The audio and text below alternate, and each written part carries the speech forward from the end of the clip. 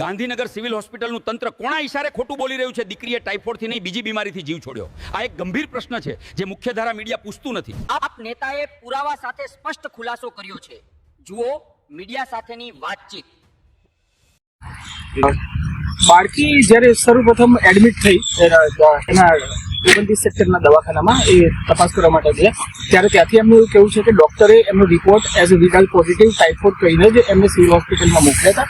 Civil હોસ્પિટલની અંદર ગયા પછી એમને ત્યાં રિપોર્ટ ટાઇફોઇડનો જ આવ્યો હતો. ટાઇફોઇડની અંદર એમની ટ્રીટમેન્ટ સરખી ના થવાથી એને મગજનો તાવ ચડી ગયો હતો અને એને પેટમાં સોજા આવી ગયા હતા અને એના કારણે બાળકીનું મૃત્યુ થયું છે. અત્યાર સુધી તંત્ર, કલેક્ટર સાહેબ, કમિશનર સાહેબ અને સિવિલ સુપ્રિન્ટેન્ડન્ટ આખું તંત્ર આ બાળકીનું મોત ટાઇફોઇડના લીધે થયું છે કે છુપાવવામાં વ્યસ્ત હતા. પણ અમુક કારણોસર ને અમુક સંજોગોથી અમે આ રિપોર્ટ એના લઈ આવ્યા છીએ. આ કાજલ નામનો રિપોર્ટ છે. કાજલ નામની છોકરી જેનું મોત થયું હતું. 202600001962 નામનો કેસ નંબર છે એનો, અને આ એનો સેમ્પલ રિપોર્ટ છે વિડાલ પોઝિટિવ. હવે આ કઈ રીતનું સેમ્પલ એનું આવેલું છે એ અમારા આ ડોક્ટર પોતે જે અહીંયા હાજર છે, ડોક્ટર હાર્દિક તલાટી, એના વિશે આગળ માહિતી આપશે.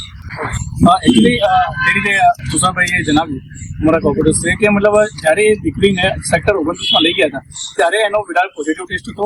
એ થાઇરોઇડ પોઝિટિવ આવવાના કારણે જ ટાઇફોઇડ પોઝિટિવ આવવાના કારણે એને સિવિલમાં શિફ્ટ કરી હતી. શિફ્ટ કર્યા પછી ત્યાં પણ એકવાર રિપોર્ટ થતા હોય છે, તો ત્યાં રિપોર્ટ કરાવ્યો એમાં પણ વિડાલ પોઝિટિવ આવ્યું હતું. વિડાલ પોઝિટિવ આવ્યા પછી જ્યારે દીકરીની તબિયત બગડતા એને સિવિલમાં આઈસીયુમાં દાખલ કરવામાં આવી. ત્યાં ક્યાંક ને ક્યાંક જે રીતે આપણે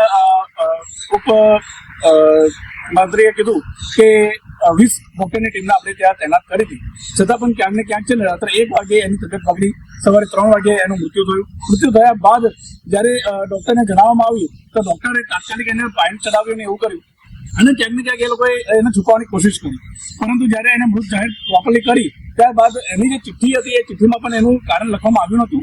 અને જ્યારે નીતા મેમને પૂછવામાં આવ્યું, જે આપણે સિવિલ સુપ્રિન્ટેન્ડન્ટ છે, તેમને એવું જણાવ્યું કે તેનું મૃત્યુ જે છે આ એપિડેમિક ના લીધે થયું નથી. તેનું મૃત્યુ જે થયું છે એનું કારણ કંઈક અલગ જ છે.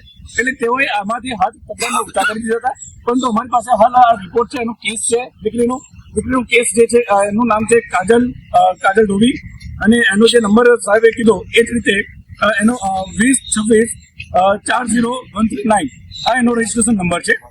અને નોંધણી ક્રમાંક જે છે એ છે 2026001962. સેમ રીતે જો તમે જોશો તો અહીંયા પણ એનો એ જ પેશન્ટ નંબર દર્શાવવામાં આવ્યો છે અને એની અંદર એનો જે ટેસ્ટ જે છે એસ વિડાલ એ પોઝિટિવ બતાવવામાં આવ્યો છે.